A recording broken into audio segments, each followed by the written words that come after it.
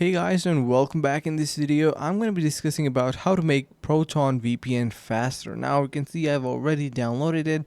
I can simply disconnect from these servers.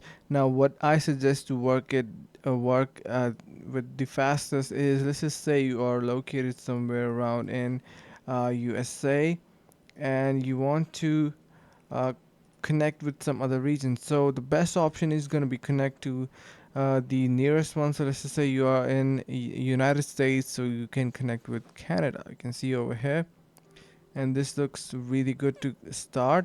So that is going to be the best practice, and also not only it is going to be providing you less ping, but also going to be offering you faster connection. So you can also get 64% off on paid plans in Proton VPN. So if you're willing to subscribe, this is the best deal for you. You can see these paid plans. Head over to that and get your 64% off today.